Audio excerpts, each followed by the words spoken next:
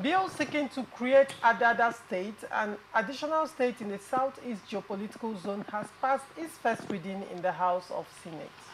The bill, which has been cited as the Constitution of the Federal Republic of Nigeria 1999 Alteration Bill 2024, was sponsored by the lawmaker representing the Enugu North Senatorial District, Senator Oke Ezia.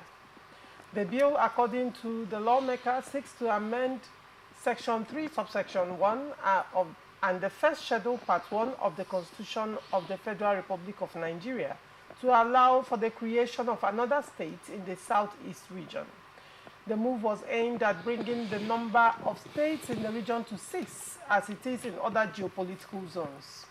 This is coming after the agitation for the creation of Adada State had started since 1983, when the late Senator Isaiah Ani, who represented the Nsukka Senatorial Zone in the Second Republic, presented a bill. Daniel Momo, what is your take on this?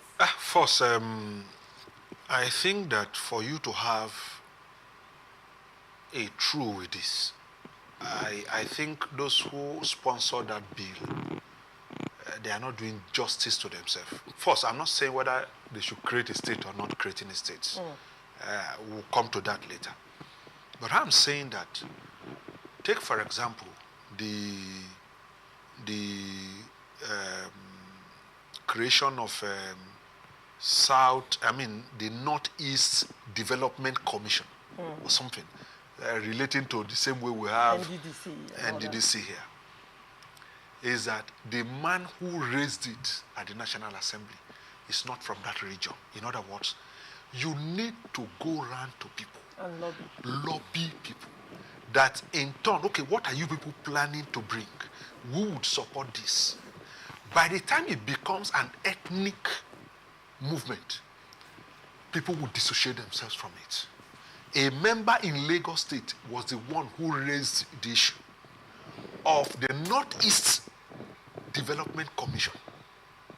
In other words, I expect probably maybe somebody from the north go and speak to people to have more weight. To have more weight. That's, for example, maybe somebody from Kano had raised this at the State Assembly to say, no, other states actually had 6, why Northwest has 7? Why should we? And by this, we want to sponsor for the state of Adada or TTN, anything they call it. Even Olu has been there long ago. That they want to create the state of Olu. It has been there. And so for me, I think the first one I saw is that I first of all searched and all of that to see the sponsors of this bill. The sponsors of this bill are just from one ethnic group. It will not fly. I expect, like I said before, I expect that you would have made your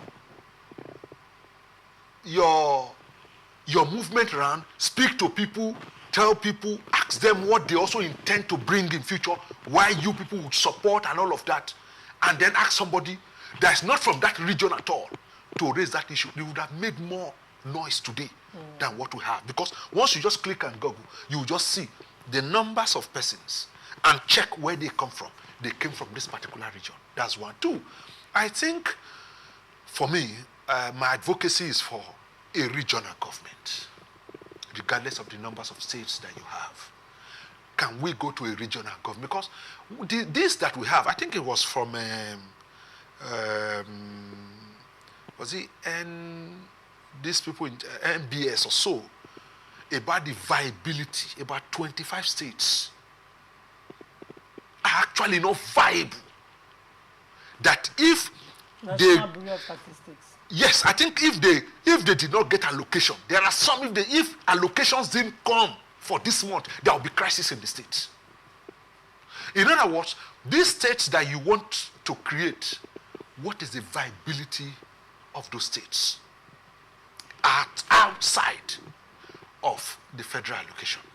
Or we are creating those states because of it is not about balancing. For me, let's go back to region. All right. The viability of the states, for me, I do not feel them. Okay. Asims, what is your take? Well, well spoken, and I also somewhat agree. that do we really need, is that the problem we need right now by creating more states? How viable are these states? The one we have cannot even pay salaries, monumental corruption, everything. So if you create more states right now, in my opinion, what you are going to have is that you are still going to maybe create a state that cannot pay salaries and also multiply corruption, because the governor there, before you know, they say he has embezzled 2 billion, 3 billion, as the case may be. But politically speaking, and because of the fact that if you look at the preamble to our constitution right now, even though the constitution is mutilated, the preamble says that equity and fairness should be the spirit of, this constitution. Another section 14 sub 3, even sub 4 of the 1999 constitution, it talks about federal character representation, that there should be equity in what we are doing. I have explained something that before now, that there's a difference between equitable and equity. But they are asking right now, say that let there be equity. That's what the Constitution says. Now, what is the Constitution saying is this. We have 6 geopolitical zones, or whatever they call it. Of the geopolitical zones, Southeast, I believe, or from what I've read, is that they are the one that is being shortchanged. They have the least number of states. Mm-hmm. They have 5 instead of 6, which is the minimum or the reduced minimum. So that is the reason why they are clamoring that for equity, an equitable distribution. I don't know if they're going to get that at the end of the day. Let them have, 6, just like the other ones.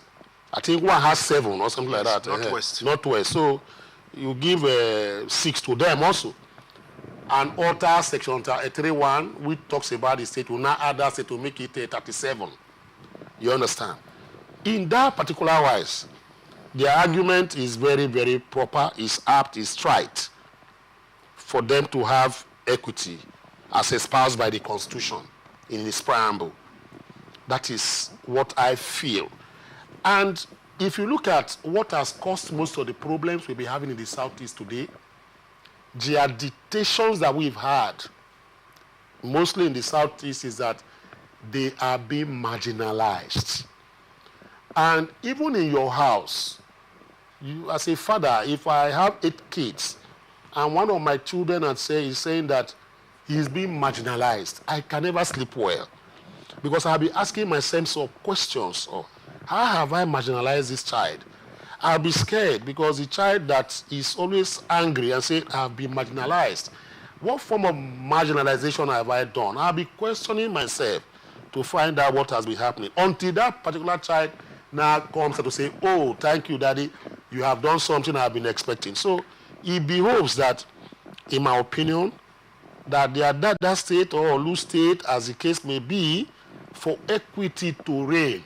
And for this tension in the Southeast sort of to die down, because the Igbos, the Southeasterners of this country called Nigeria, are still agitating that because of the civil war, because of what happened in the civil war, that they feel that because of that, the Nigerian nation is scared of them and their progress.